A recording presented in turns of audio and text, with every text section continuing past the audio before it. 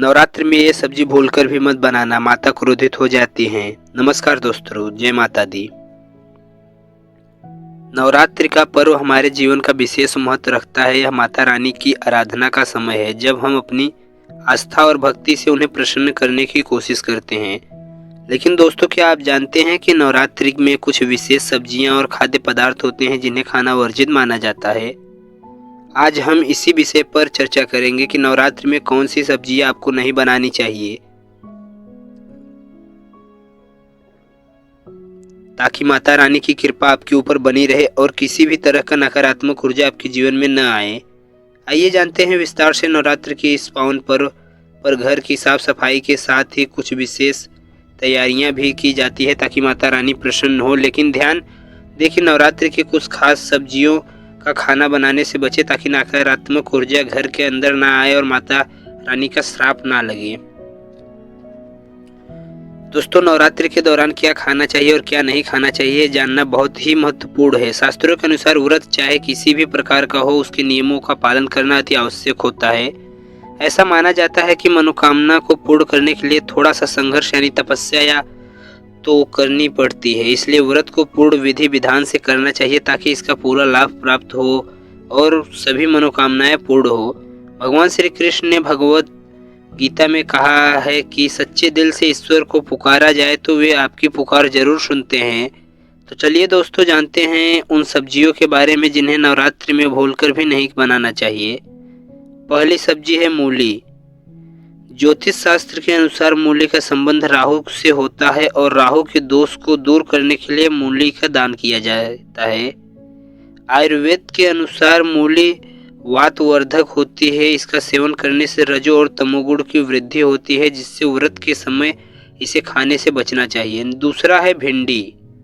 भिंडी को नवरात्रि के समय में खाने से बचना चाहिए क्योंकि इसे भी तामसी भोजन कहा जाता है और यह तामसी आहार की श्रेणी में आता है। व्रत के समय हमारा उद्देश्य सात्विक आहार ग्रहण कर अपने मन और आत्मा को शुद्ध करना होता है। भिंडी जैसी चिपचिपी और भारी सब्जियों का व्रत के दौरान नहीं खाया जाता क्योंकि यह शरीर में आलस और सुस्ती पैदा कर सकती है, जो व्रत के उद्देश्य में विपरीत है। भिंडी एक ऐसी सब्जी है जो पचने में थोड़ी भारी होती है। इसका चिपचिपा या पाचन के प्रभावी को प्रभावित करता है, खासकर जब शरीर पहले से ही हल्के और सात्विक भोजन के लिए अभ्यस्त हो। व्रत के समय जब शरीर ऊर्जा को बचाने के लिए कम भोजन करता है तो भिंडी जैसी सब्जियां का परहेज ही बेहतर होता है। नंबर 3, टमाटर। टमाटर को नवरात्रि के व्रत में खाने से परहेज करना चाहिए क्योंकि इसे भी तामसी भोजन माना जाता है। इसके लाल रंग और इसके सेवन की जुड़ी तामसी ऊर्जा के कारण धार्मिक दृष्टि से इसे शुद्ध आहार नहीं माना गया है। नवरात्र में दुर्गा माता की उपासना के समय हमारा ध्यान केवल सात्विक और शुद्ध भोजन पर होना चाहिए, जिससे मन और आत्मा दोनों को शांति मिल सके।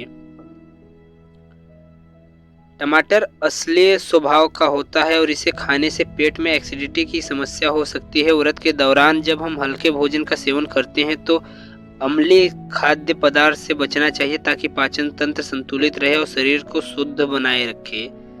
इसके अतिरिक्त टमाटर में अधिक मात्रा में पानी होता है जो शरीर में अधिक मूत्र निर्माण को बढ़ावा देता है, जो व्रत के समय ऊर्जा स्तर को कम कर सकता है। चौथी सब्जी है बैगन।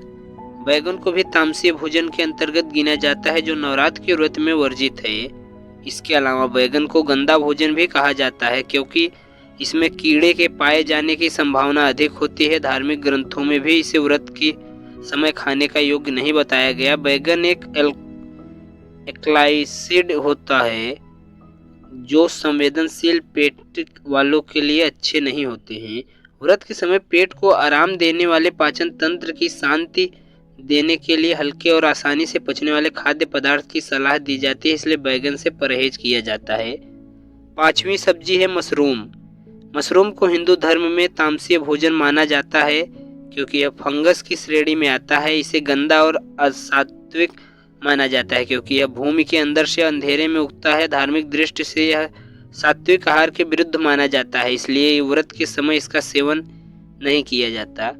मशरूम एक भारी भोजन होता है, इसे पचाना मुश्किल होता है। व्रत के दौरान हमारा शरीर हल्के और आसानी से पचने वाले आहार की मांग करता है। मशरूम जैसे फफूंदी खाद्य पदार्थ शरीर के वांछित शांति को शुद्धता प्रदान नहीं करते। छठी सब्जी है गोभी, फूल गोभी और पत्ता गोभी। फूल गोभी और पत्ता गोभी का सेवन व्रत के दौरान वर्जित है, क्योंकि इसे भी तामसी भोजन के अंतर्गत रखा जाता है। ये सब्जियां न केवल तामसी होती है बल्कि इनका पाचन भी कठिन होता है, जो व्रत के दौरान उचित नहीं माना जाता। व्रत के समय मन और शरीर दोनों को शांत रखना आवश्यक है और गोभी जैसी सब्जियां इस प्रक्रिया में बाधा उत्पन्न करती हैं। गोभी गैस्ट्रिक समस्याओं को जन्म दे सकती है और व्रत के दौरान इसे पचाना मुश्किल हो सकता है। नवरात्रि के समय शरीर को शुद्धता और सात्विक के लिए आवश्यक होती है, इसलिए गोभी जैसे भारी भोजन से बचने की सलाह दी जाती है। सात्विक सब्जी की कड़ी और भारी सब्जियां, करेला परवल। करेला और परवल जैसी कड़ी हुई सब्जियों को भी व्रत में नहीं खाया जाता, क्योंकि यह शरीर के तापमान को बढ़ा सकती हैं। व्रत के समय तप और शुद्धता का होता है और इन सब्जियों का सेवन शरीर में गर्मी पैदा करता है, जो शारीरिक और मानसिक शांति के लिए ठीक नहीं है। करेला और परवल जैसी सब्जियां पाचन के लिए कठिन हो जाती हैं और शरीर को व्रत के दौरान आवश्यक ऊर्जा और शांति प्रदान नहीं करती, इसलिए इन्हें व्रत में शामिल नहीं किया जाता। आठवीं सब्जी है गाजर, चुकंदर और मक्का। गाजर और चुकंदर जैसे खाद्य पदार्थों की अधिक मात्रा में कार्बोहाइड्रेट होता है, जो व्रत के समय वर्जित माना जाता है। मक्का भी तामसीय भोजन की श्रेणी में आता है और इसे व्रत के दौरान नहीं खाया जाता। व्रत के नियमों के अनुसार कार्बोहाइड्रेट भी भारी भोजन से बचना चाहिए। नौवीं चीज है बासी भोजन। भगवत गीता में बासी भोजन को तामसी और रोग वर्धक बताया गया है। इसे भोजन को अपवित्र माना जाता है, इसलिए नवरात्रि में व्रत के दौरान बासी या जला हुआ भोजन नहीं खाना चाहिए। नवरात्रि के दौरान डिब्बा बंद लस्सी या जूस पीने से बचें, क्योंकि इनमें केमिकल होते हैं और आपको व्रत को खंडित कर सकते हैं। जब भी फलों की जूस पिए तो उनमें नमक या बर्फ ना डालें, नहीं तो व्रत टूट सकता है। साथ ही सिंगाड़ा या कट्टू का आटा इस्तेमाल करने के पहले यह सुनिश्चित करें कि वह पुराना ना हो, क्योंकि पुराने आटे में कीड़े पड़ सकते हैं, जिससे व्रत खंडित हो जाता है। 10वीं सब्जी है सलगम।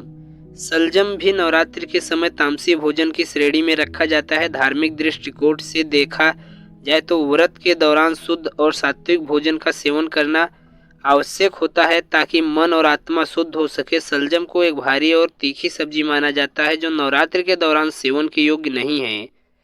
इसकी तामसिक गर्मी और जाती है। व्रत के समय शरीर को ठंडक और शांति आवश्यकता होती है। गर्मी और तीखेपन की सलजम का सेवन व्रत के दौरान शरीर के पाचन तंत्र को प्रभावित कर सकता है। यह सब्जी फाइबर से भरपूर होता है, जो सामान्य दिनों में फायदेमंद है, लेकिन व्रत के दौरान जब पेट खाली हो और सात्विक आहार पर निर्भर हो तो भारी फाइबर युक्त सब्जियां का सेवन पाचन समस्याओं को पैदा कर सकता है। व्रत के दौरान हल्का और सुस्वादु भोजन लेना बेहतर होता है। 11वीं सब्जी है राजमा। राजमा नवरात्रि के समय व्रत के भोजन में शामिल नहीं किया जाता, क्योंकि इसे तामसी भोजन के अंतर्गत गिना जाता है। धार्मिक दृष्टि से व्रत के दौरान हल्के, सात्विक और हल्का भोजन करना चाहिए, जो मन और आत्मा को शुद्ध रख सके। राजमा एक भारी भोजन होता है और इसे पचाना कठिन हो सकता है, जो व्रत के समय है शुद्धता और पवित्रता का विपरीत है। नवरात्र के व्रत के दौरान आप कई प्रकार की सात्विक और हल्की सब्जियां खा सकते हैं, जो पचने में आसान होती है और जो शरीर को आवश्यक पोषण प्रदान करती है। इनमें से कुछ प्रमुख सब्जियां हैं। आलू को व्रत के दौरान विभिन्न तरीकों से तैयार किया जा सकता है, जैसे उबाल कर या सेक कर या सेंधा नमक के साथ खाया जा सकता है। नंबर 2, शकरकंद। शकरकंद में विटामिन सी, बी, सी, कैल्शियम और पोटेशियम भरपूर मात्रा में होते हैं, जो आपको पूरे दिन एनर्जी देते हैं। इससे फायदेमंद होता है। शकरकंद व्रत के दौरान ऊर्जा प्रदान करता है और शरीर के लिए हल्का होता है। नंबर कच्चे केले व्रत के दौरान सब्जी की तरह इस्तेमाल किया जा सकता है, या पेट भरता है और हल्का भी होता है। 4, लौकी पचने में आसानी होती है और शरीर को ठंडक देती है। यह व्रत के दौरान एक उत्कृष्ट विकल्प है। नंबर 5,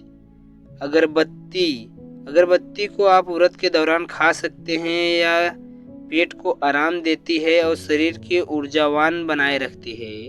इसके अलावा आप व्रत के दौरान साबूदाना, कट्टू के आटे या पूरिया, सिंघाड़े का आटा, दूध के फलों का साथ सेवन कर सकते हैं। यह सभी खाद्य पदार्थ सात्विक होते हैं और नवरात्र के व्रत के लिए उपयुक्त होते हैं। तो दोस्तों, यह थी जानकारी इन सब्जियों खाद्य पदार्थों के बारे में जिन्हें नवरात्र में नहीं खाना चाहिए और क्या खाना चाहिए। अगर आपको जानकारी पसंद आई हो तो इससे अपने दोस्तों और परिवार के साथ शेयर करें। हमें कमेंट में बताइए कि आपको यह जानकारी कैसी लगी, और अगर आपने अभी तक चैनल को सब्सक्राइब नहीं किया तो अभी करें, ताकि हम आपको ऐसी ही महत्वपूर्ण जानकारियाँ देते रहें। तब तक के लिए अपना ख्याल रखें और माता रानी की कृपा आप पर बनी रहे। जय माता दी। धन्यवाद दोस्तों, यहाँ तक वीडियो देखने के लिए। आगे अपने दोस्तों के पास भी वीडियो शेयर करें ताकि उन्हें भी पता चले इस बारे में।